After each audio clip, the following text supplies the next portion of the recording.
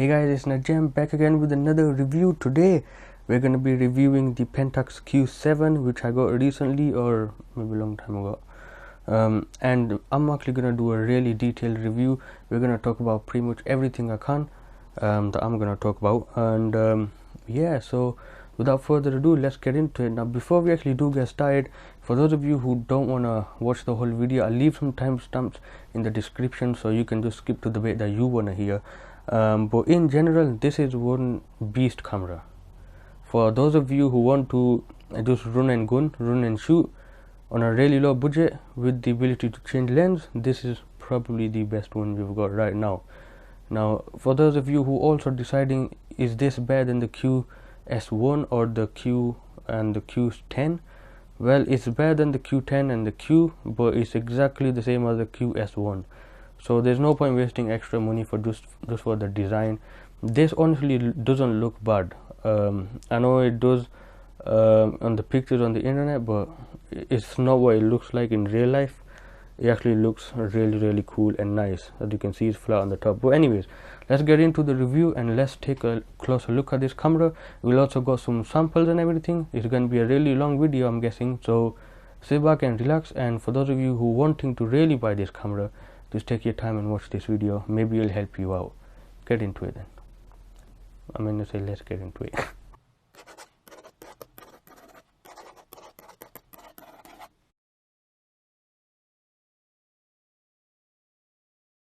Okay, since I'm here, let's talk about the build quality, because I don't have to switch the camera just to explain how it feels. So this camera is really heavy. Not really heavy, but it's got a little bit of weight to it, you know.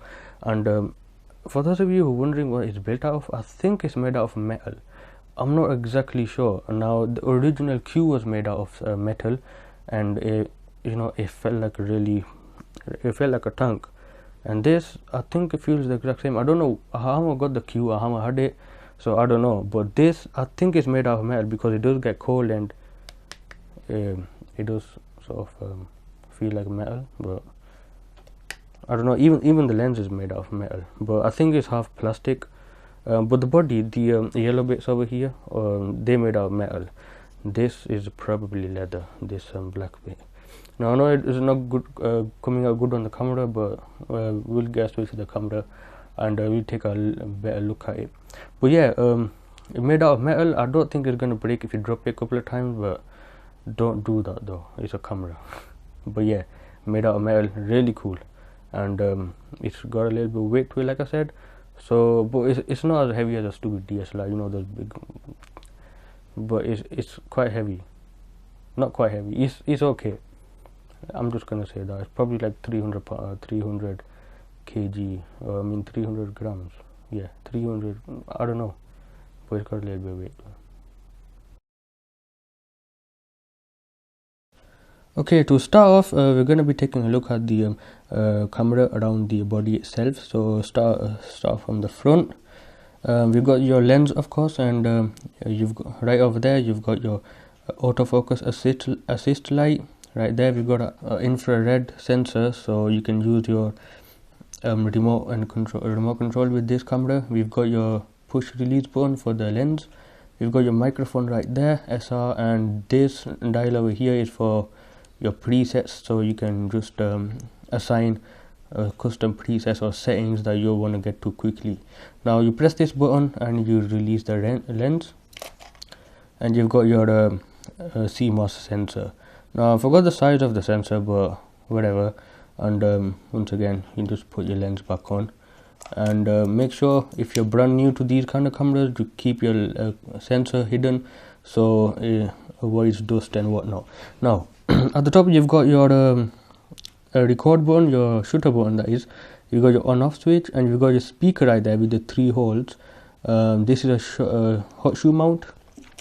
You can mount flashes on it, microphone, or whatever you want, just like a pretty normal hot shoe mount. And it does come with this little plastic piece over here, so I just keep it on there. And this over here is a playback button that'll get you into your playback menu, and that's it for the flash. So you push it, your flash pops out. There we go, nice.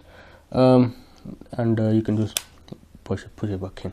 Now this here, I don't know what they call it, but I would call it a select wheel. your main tool that you're going to use for changing the ISO or whatnot. I'll turn it on and show you that. And you also got your mode dial over here. So we got P, which is program. I think, I don't know, this is exposure value. I don't know what the TV one is. I just don't really know. We got your manual exposure, aperture, I think, or exposure, I don't know. You got your blur control. That's sort of stupid kind of thing. I mean, it's actually useful. It takes a couple of shots like HDR, but depending on the blur, the depth of field, it tries to make it look like it's actually a really expensive camera that took the picture. So the blurry base is gonna blur out a little bit more, so you know it looks like a really shallow depth of field and whatnot. It looks a little stupid because it doesn't work properly.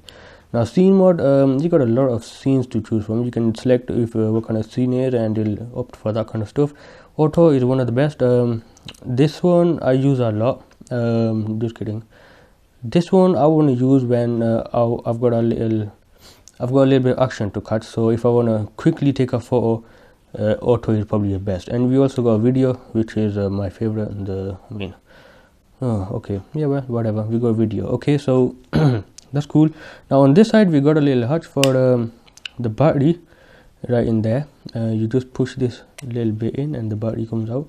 Now I'm planning on getting extra batteries, because this thing does run out in well, not a short amount of time on this side, but you know it does run out.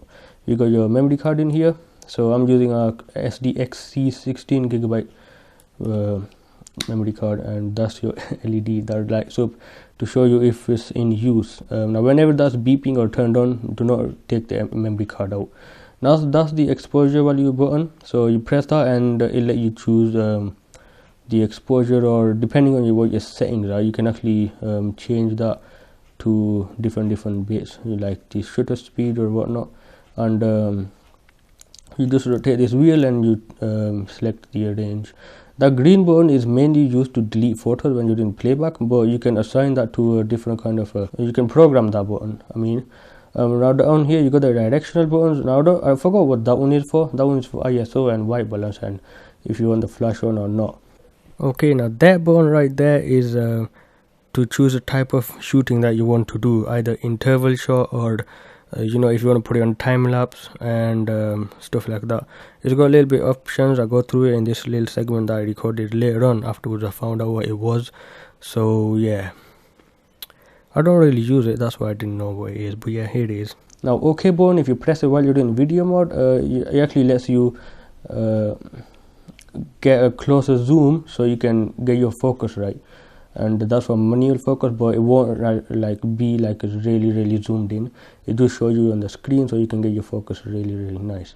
Info button for the information, I guess I can say, and menu is just to jump into the menus. And this is a 3-inch LCD screen, and it's a joke, just kidding, it's okay. Now down here you've got your tripod mount, and this bit over here is for something else. I might not talk about that because it's not sort of important. Now down here is your HDMI and AV out. Now I like the fact that they've got HDMI out, but why on earth would you put it right at the bottom? I mean, obviously it's quite clear that you don't have a lot of space around this camera from the inside to put it on the side or whatever. Why on earth do you put it right at the bottom? I mean, of course with the tripod that it comes with you can actually use this, but I can't even open the hatch when I've got it stuck on a tripod. Well, I can't open it right now, there we go. But you know, I mean, it's good to have these. I haven't even used the HDMI.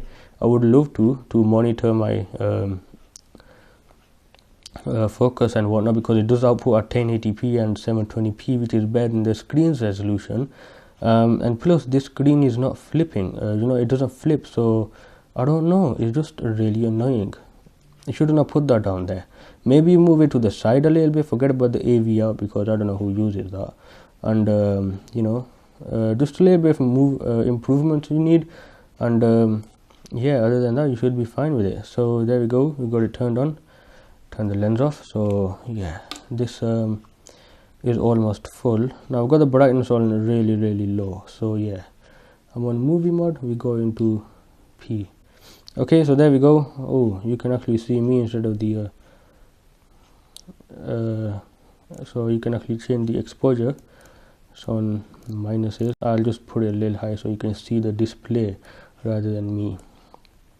So yeah, I'm not going to talk about it right now. We're going to go and make a jump cut, and I'll be right back because this phone is low on memory is what it says. I mean, this is unbelievable. But anyways, all right.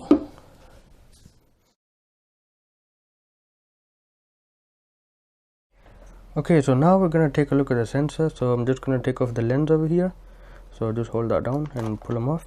Now I'm not going to show you it for a long period of time because of, you know, obvious reasons, but as you can see, the sensor is right over there, and this is a 1/1.7 size sensor. I'll leave a little timestamp, a little writing text over here so you know their actual size. Now this sensor is bigger than the original Q sensor, which was 1/2.3, I think. I'll also leave it there, you know, so you can, in case you don't understand, it's like a fraction. So just go ahead and put this back on. So the bigger the sensor, the better the quality is. Now it is noticeably bigger. I don't know why I put the lens back on, but okay, let's just take them off. But it's also got ND filter, if you can see right in the front, and the sensor is behind the ND filter. And now also you can see the sensor is on a platform that looks like as if it's held and balanced, and that's because it is.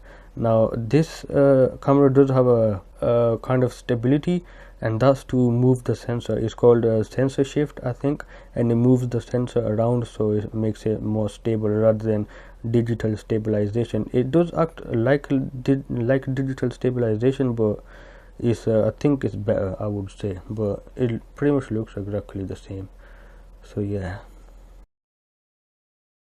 Okay, now let's talk about the screen for a little bit because I'm over here, and I'm just going to turn off this light. I don't think I'll be needing it. Okay, let's turn it on and show you what the screen is like. So we've got, okay, so I'm not going to talk about the menus right now because that's next up. I'm just going to talk about the screen alone. Okay, so for those of you who are wondering what the screen resolution is, I would simply say that it's really low. The only problem I have with this screen is that I can't tell if I'm actually in focus or not, and that's focus speaking on right there, so I can tell just a little bit. As you can see, it's got a little bit outlines to the whole thing, but you know, as you can see, the screen resolution is not good in terms of resolution of it. Well, yeah, in terms of resolution, the screen is not good at all. Now you can probably tell that, you know, it doesn't look really good. It looks fine in real life, but it's a little pixelated. Just jump into the menus over here, so you can clearly read these, but I'm pretty sure, you know, you're not going to find this to be the highest resolution display out there. So it does not look really high quality on the camera, and also when you're trying to focus, it doesn't look good when you're trying to focus. But in general, I think it's okay for a camera like this, but you know, it's okay for, you know, normal point and shoot and stuff like that, but it is gonna give you a little bit of problems when you're trying to focus in video. So yeah, that's all I wanted to say. It is a 3-inch screen, it's 400,000 dots, 400k, and yeah, so that is pretty low for a camera, but it does the job, I think.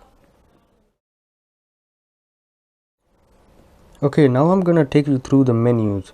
So first off, I'm in video mode right now, and that's the resolution of the video that you're taking out. Now you can go to FHD, which is 1080p, but that's what I'm on right now because I don't need to do 1080p. Down here is the ND filter is on. As you can see, I've talked about this when I was looking at the sensor, and that is how many minutes and seconds of video you can actually capture onto the memory card right now. ISO is down here, the f point is down here, and the shutter speed is right there. Microphone level, and oops, it turned off because I forgot the auto turn off thingy on. Microphone level is level 3.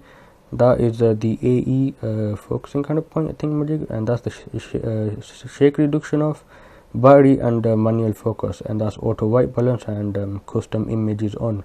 Jump into the menus. I'm gonna go through the photo area first. So down here are the controls. Let me just go ahead and turn off the power saving, so just so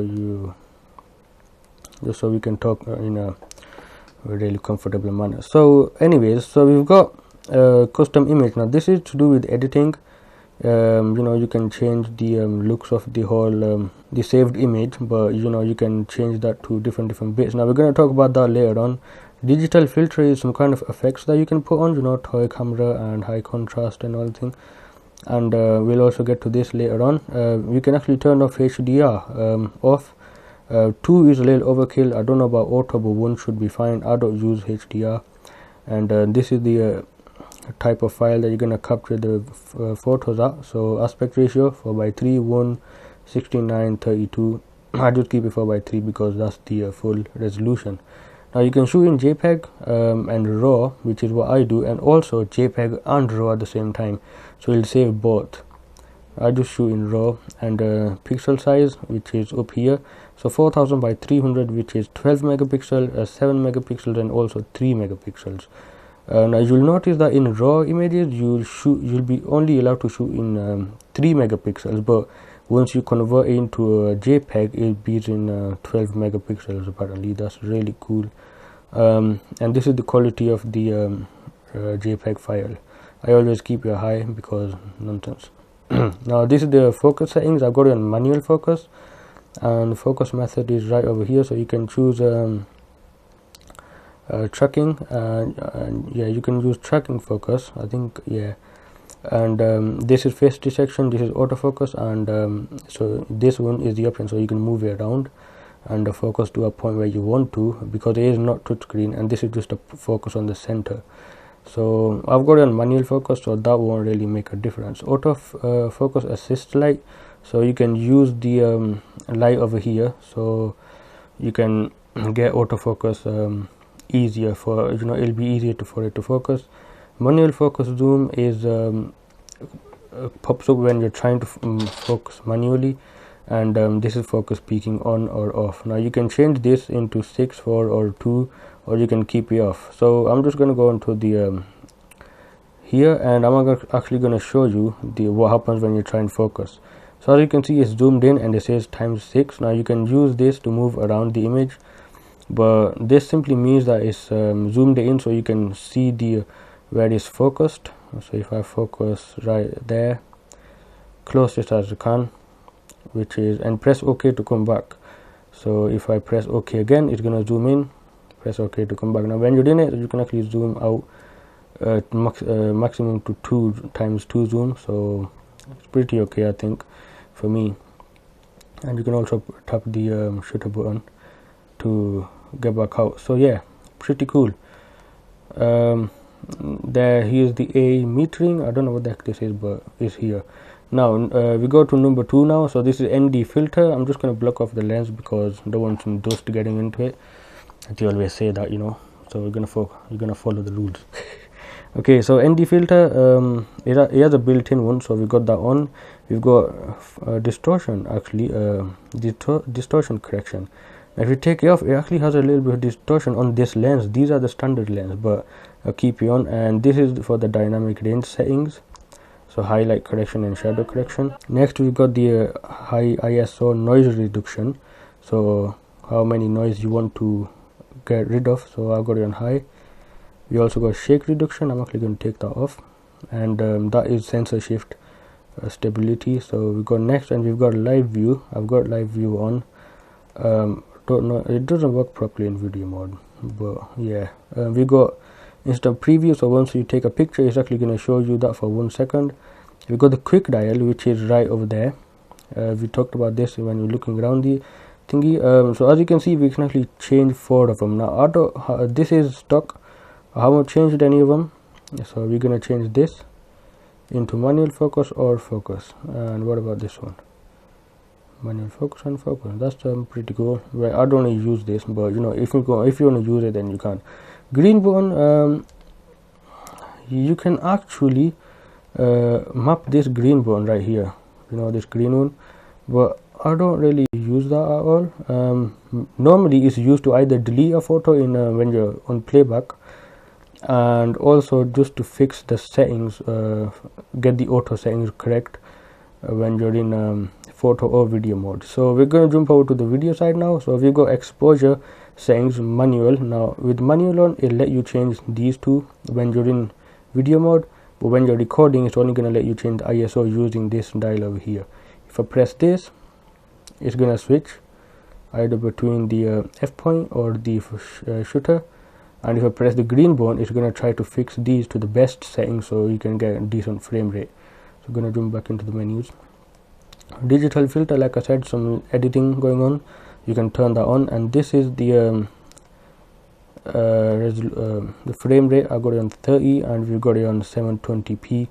You can also use the VGA, which is 480p, but 1080p is the best. I just don't need it right now because I can't record in 1080p.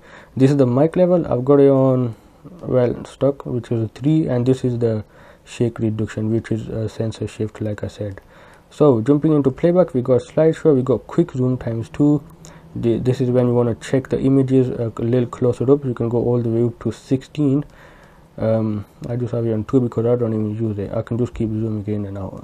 We also got auto image rotation, which will rotate the image apparently, and we can also delete all the images right there.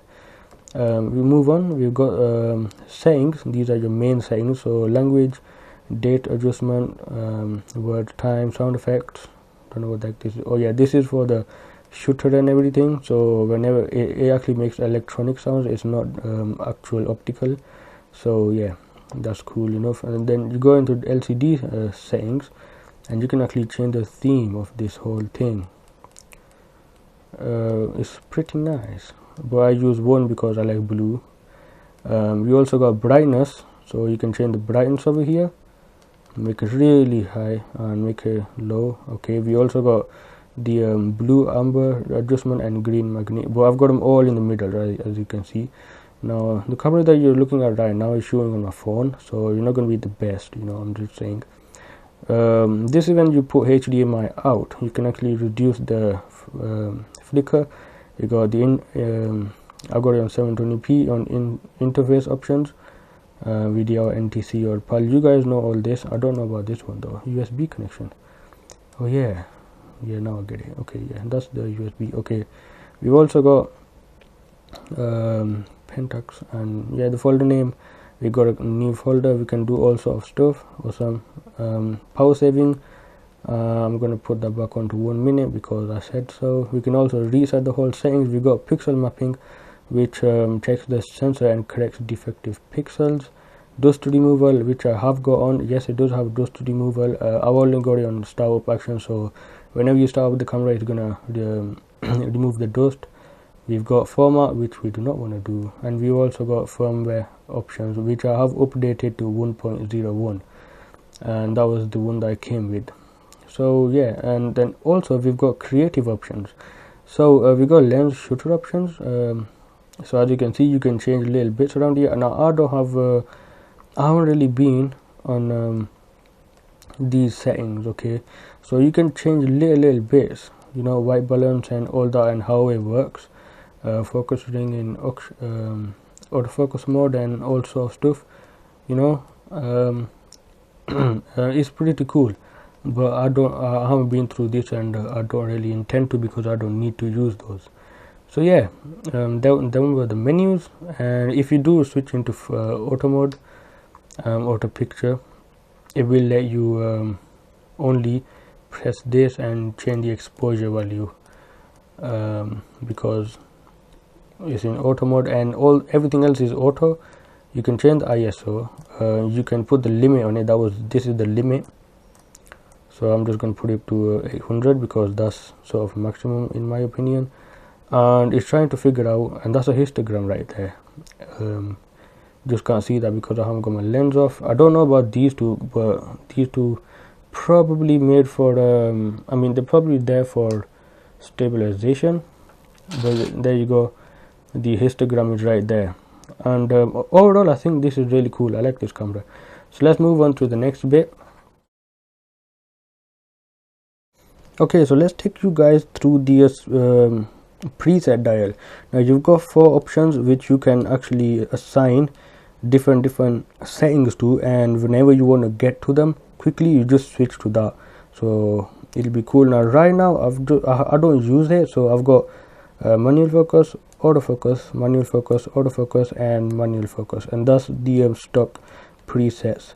So I'm gonna jump into the menus again, and like we did a bit ago, we can actually take a look at it.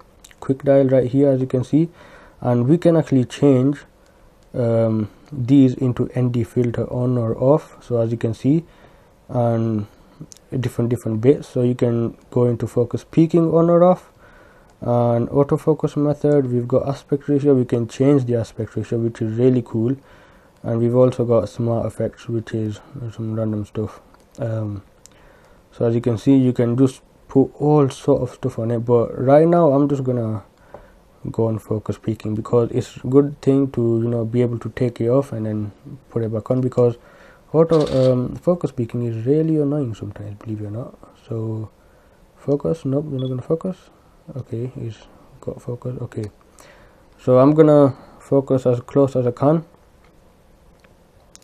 and hopefully you guys can see this. So as you can see, focus peaking is on, so it's doing this next level white lines bit, and that's focus peaking. Now if I turn the speed dial thing, as you can see, they're turned off, turn it again, turn back on, turned off. Now this is really useful for me. From here on and forward, I'm actually going to be using this, because I discovered that you can take auto focus peaking off. Believe it or not. But yeah, that's the preset dial, so you can change the settings quicker. Okay, so we're gonna take a look at the modes over here that you can get on this that you have on this camera. So we've got a video mode, we've got auto mode, which is really cool. I think the auto settings on this is amazing. We'll talk about that in a bit. We've also got scene settings, so let's take a look at this. So we got quite a few modes over here, so let's just turn this light off, because I don't think it's going to be really nice to see. So this is scene mode. So I think if I don't have the memory card in here right now, so we've got blur control, we've also got manual exposure, we've also got aperture priority, we've got TV. What the heck is this TV thing? I don't know. Okay. And then we've got program, we've also got video mode, and we've got auto picture, which is good for really most of stuff. Scene mode, as you can see, we can choose all these scenes over here. So let's take a look at these. Portrait, we've got landscape, macro, we've got moving object, night scene, sunset, blue sky, forest. Oh, okay, night scene, HDR, night scene. Oh, okay, next level. And night snap, HDR, quick macro, food, pet, kids, surf and snow, backlight, and then we got candlelight, we got stage lighting, and we got museum. Okay, so we got quite a few options over here. Now these, most of them, if you ask me, are just for the fun of it. They're just there for the fun, but you know, we are not here. If you press info button in every mod, you can actually go along, and instead of jumping into the menus, you can change the bits about over here. So yeah, you can actually change. You got quite a few of them over here, you know. Let's take a look at this. Okay, so as you can see, it's showing me that it's overexposed over there. So if I point it there, I think, yeah, as you can see, it's overexposed now. It's perfect. But you can press menu in every kind of mod, and you can just go along with it, and it'll change the kind of no, you don't have to jump in the settings and change all the bits around over here. It's more simpler. It's just, so if I wanted autofocus on, I can just change the focus method over here and whatnot. But yeah, it's pretty cool. Now blur control is a little weird. Now I'll show you a picture that I took with blur control, and I don't know, it just takes a couple of shots, and it decides on, depending on the blur that it has, you know, the depth, and it creates one image. which has got more depth of field, so you know, a lower depth of field. So we've got manual, and we got all these normal stuff. So we got decent amount of mods, so it's pretty cool for a camera like this. So you can pretty much go on program mode, which is what I'm on right now. You can change the ISO and pretty much control the whole image. So yeah, we got a nice amount of mods, so you should be okay with that for a camera like this. Okay, so next topic is a battery life. Now I haven't really gotten to the point to test the battery life completely, but it's said that this is supposed to be the battery is supposed to run for 2.5 hours, so that's pretty cool. Now I don't have any problems with the battery. I haven't run out of the battery, you know, since I got it, which was a couple of weeks ago. I only had to charge it twice, and that's because I don't really use it much. I do use it for video a lot, so I don't know, I just haven't been taking so many videos or any photos. I have taken a couple of photos, so I've had to charge the battery twice, and the battery life I have no complaint about, but it's charging the battery that I have a complaint about. You see, to charge the battery it takes 2 whole hours, and you only get around 2.5 hours of run time. So I do recommend you getting extra batteries, but you know, for most of the time you shouldn't have any problem with the batteries. So yeah. Okay, now we're gonna take a look at some tests. So this is all the fun part coming in, and later on I'll tell you about the conclusion and also the cons and the pros of this thing. So yeah, let's get into the ISO test first. We get a good look at this, because this camera has got a nice ISO. Okay, so this is the ISO test, and now all the information that I can gather from the samples I will leave right at the side or at the bottom of the video. Now this right here is ISO 100 in video mode, and the only light source is the light that you are looking at right now, and I think it's a little too dark. Okay, bump it up to 200 ISO and it looks okay. There is still a lot of darkness going around, so big improvement over ISO 100. And this is ISO 400. Now just keep in mind my hand is shaky because it wasn't really on a tripod. ISO 400 looks amazing. There is very low noise, if any. And this is all 720p. Now ISO 400 is sort of perfect for this, but you can't sort of bump it up. So ISO 400 is really good, and only light source is the light.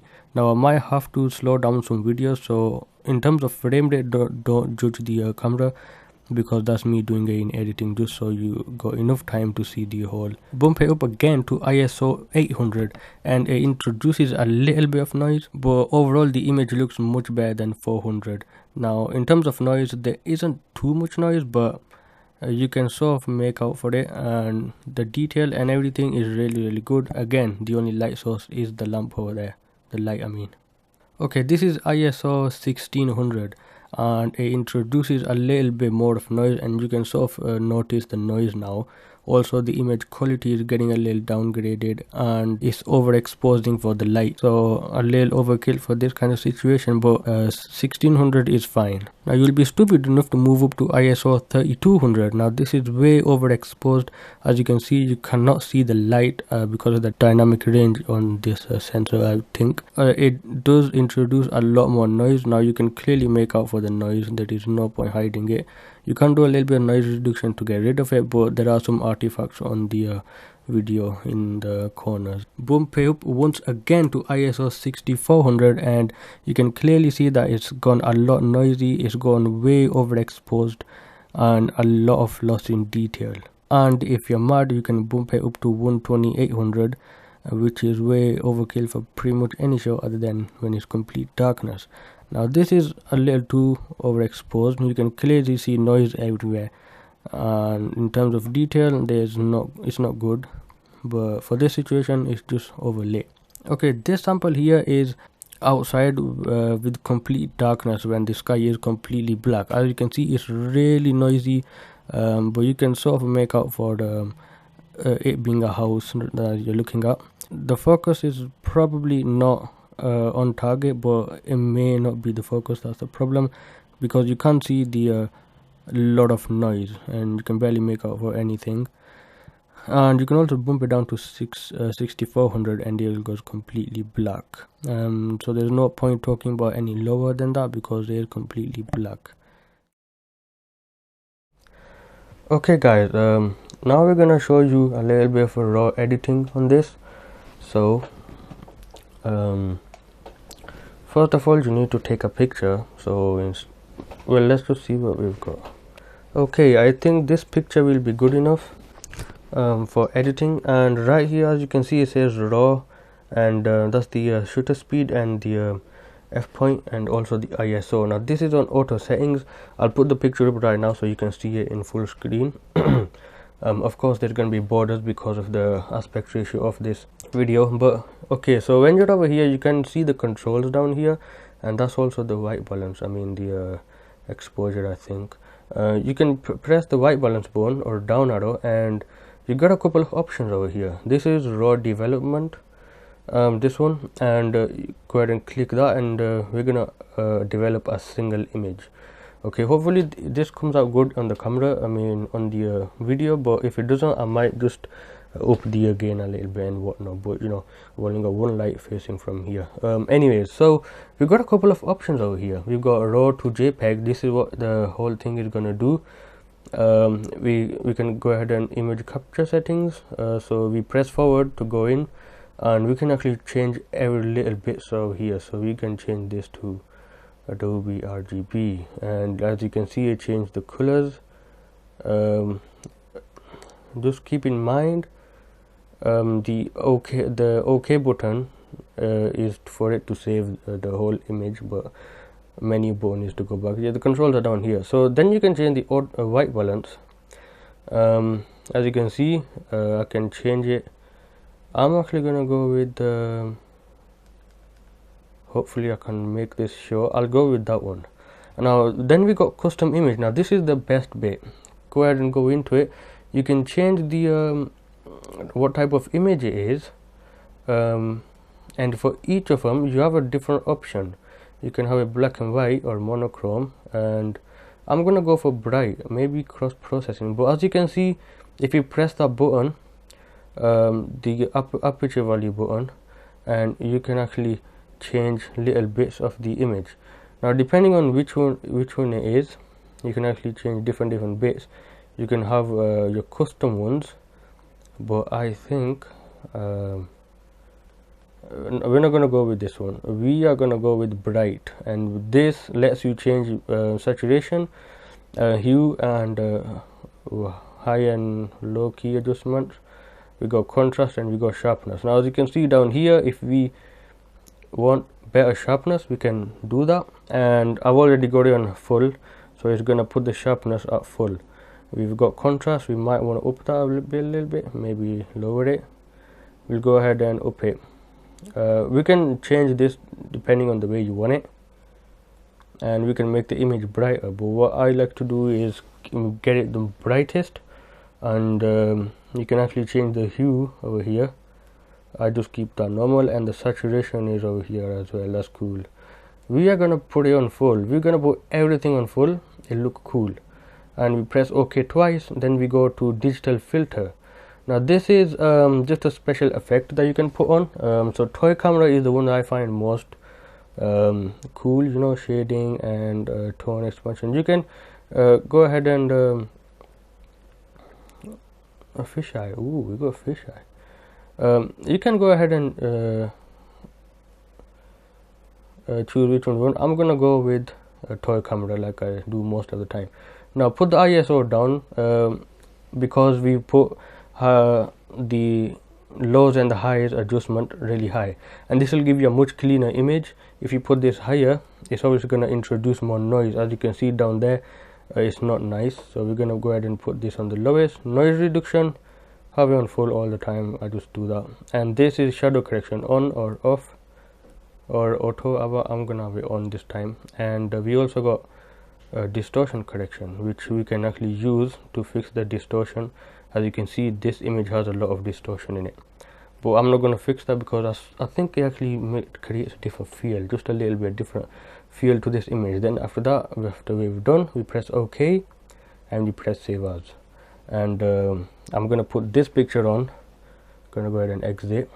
I'm going to put this picture on and compare it to the original, which was, so this picture I will compare it to the original, which I'll put over the video so you can see it.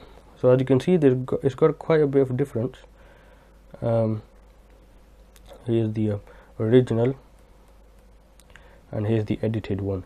So yeah, so that's editing raw on the camera itself. Now you can do this wherever you are, as long as you have the camera with you.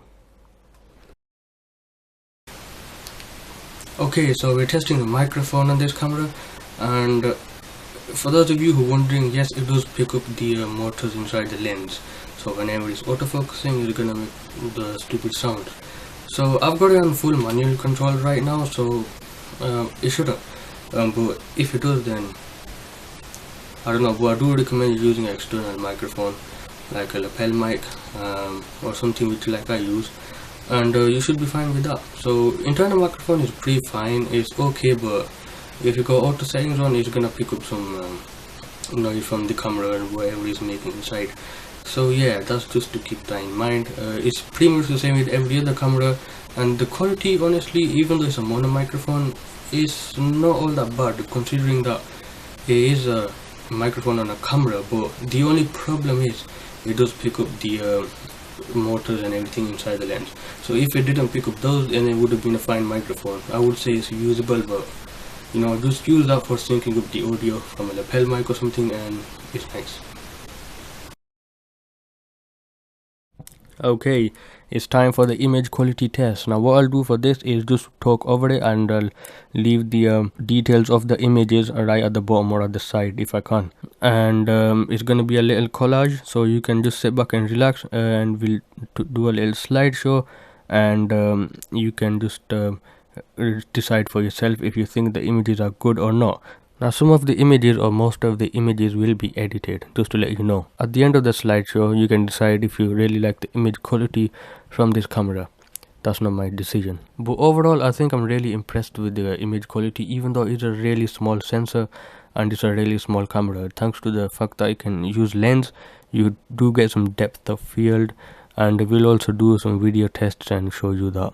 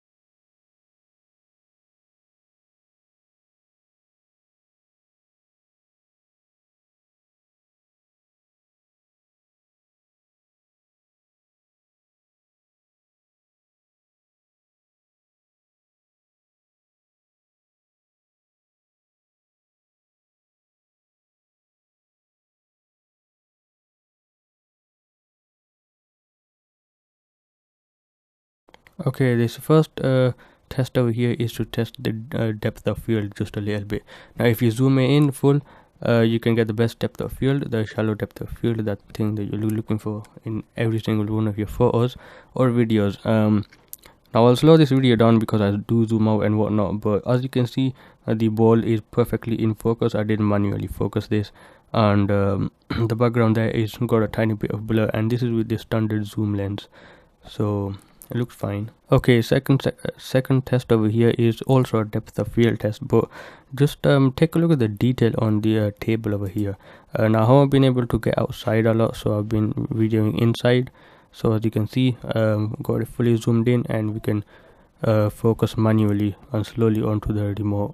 Now you can see it's really clear. The image is really great. You can see all the dust on the remote, and also the table. And as you can see, I focused on the sofa behind, and you can clearly see that the depth of field is really cool thanks to the lens. Okay, now this is a stability test.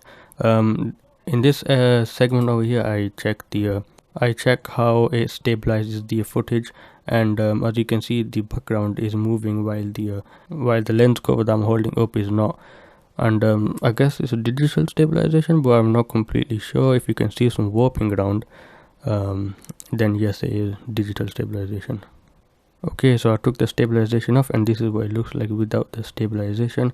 As you can see, no movement at all in the background. Also, take a look at the detail on the lens cover. It's really sharp, and the closer we can get really close to the lens as well. By the way, this is all shot at 720p because this video will be in 720p.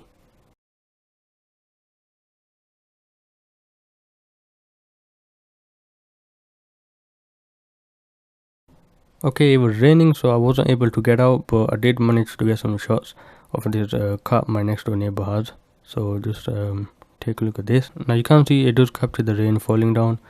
It looks more like grain though, rather than the rain. Okay, now I wanted to get some shots of the water droplets on my window, and so I did, and look how clear they are.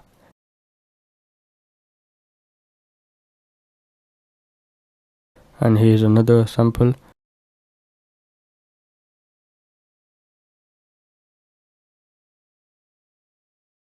Okay, this segment here was shot in 1080p, but I'll scale it down to 720p.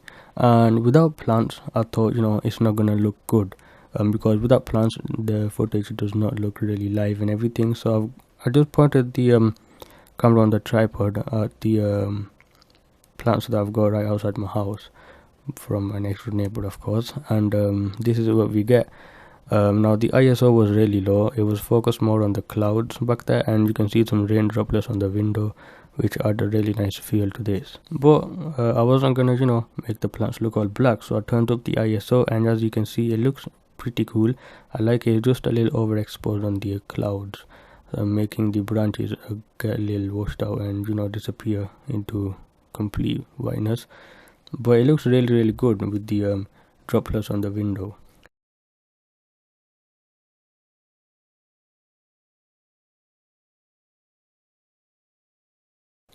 I just loved the depth of field, so I was testing it all over the place. In this footage, why not test it on the food? I was having breakfast, I pulled the camera out and I shot this. Take a look at this, it looks really good. All that detail that it captures in when it's in focus.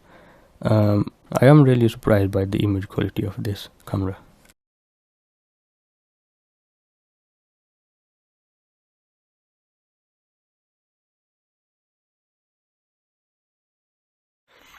Okay, I think we've come to an end about this review, and I know I have been it's been a while. I mean, it's been a long time, about 1 hour of a whole video, and if you didn't watch it throughout, then I don't know, and I've got my pros and cons up in here, and I'm gonna just summarize the whole review.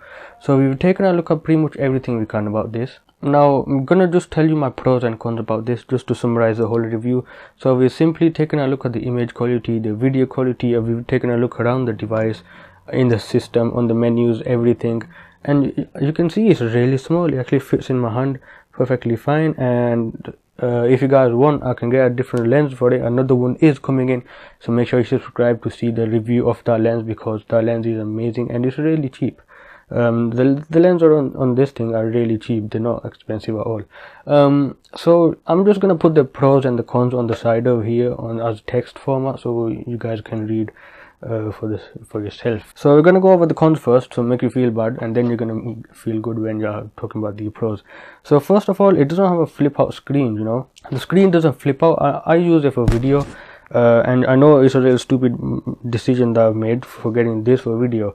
I really wanted a flip out screen, but I thought, maybe since it had HDMI out, or maybe it won't really matter much. Now right now I can see myself on the front screen of my phone, so I'm okay with that. But if you've seen the little segment where I take the mic quality test, you can see I'm a little cut off, And I also did a different video using this camera, no noise or anything, just like this phone, but you know, I was cut off from the head and probably the bottom or something, I don't know, and that's because I couldn't really see myself. So no flip out screen, you can barely access the HDMI cable if you're on a normal tripod, so that's a really bad thing. We've also got a low resolution display, and the only reason I say that is because it's fine, it just works perfectly, except you can't really tell if you're in focus or not.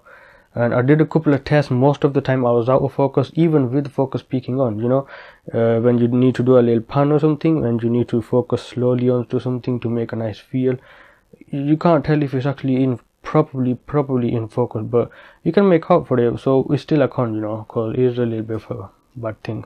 Yes, the next thing is the HDMI location. Right at the bottom, if you can see that right there. It's not good. You know, you should have actually put it on the side, maybe put the memory card at the bottom, because we're not going to access that when we're on a tripod. But you know, just saying because it's true. So also another one, no focus peaking while recording video. So it let you use the focus peaking when you're setting it up, and as soon as you press record, it's gonna take it off. No focus peaking, you just gonna have to go without focus peaking, and that's really a bad thing. I know it's not made for video, it's just made for point and shoot, really simple, just take photos as quick as possible and then run away or something. But honestly, for those of you who are really looking on a really cheap camera for video that has interchangeable lens, which is what I was looking for, this is one of the best options, and they don't have focus peaking on. The Blackmagic Pocket Cinema camera has focus peaking on, but that, as you know, is really close to £1,000. So I just really wanted to save money. I would have got that, but I went for this, but it doesn't have focus peaking while you're recording video. Really bad, but you know, just let you know, it's not a deal breaker, but just let you know. The last one is poor low light performance. Now you could probably tell by some of the samples that I did, when the ISO was really high, there was a little bit of a noise around, especially in the ISO test where with the light all over the place, you know, high and low, you can tell that there was a lot of noise.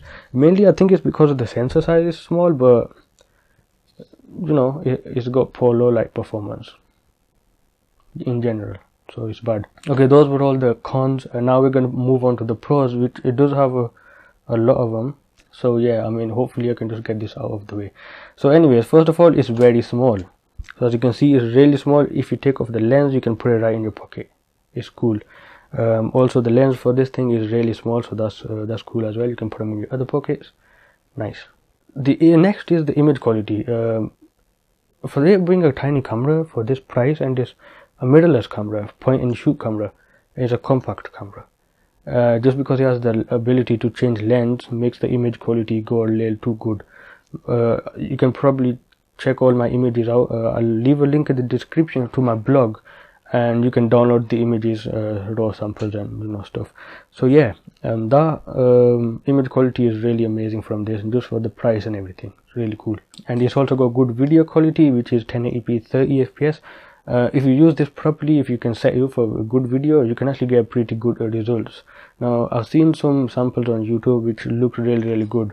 I just wasn't able to get a 1080p video out there or anything, because for one reason the weather is bad, and it's still bad in the UK. It's always bad. Number two, I don't have the hardware around here to render a 1080p video, unfortunately. So yeah, it's fine. Now the stabilization is also really good. You just have to use it properly. I know the test I did wasn't really perfect, but if you zoomed it in really far away and you're trying to record a bird when handheld, you can actually get a really smooth video. Just letting you know. The next pro is the ability to change lens. Yeah, this is the only lens I've got right now. The other one's coming in, so we'll switch that out and I'll do a review on that. But the ability to change lens is one of the things that you will never want to leave once you get into it. And I first got this when I was on my phone. You know, you put the ring around and then you can attach the lens on, but they were really bad. This is amazing. You can actually change lens on this. Next pro is we've got a lot of options.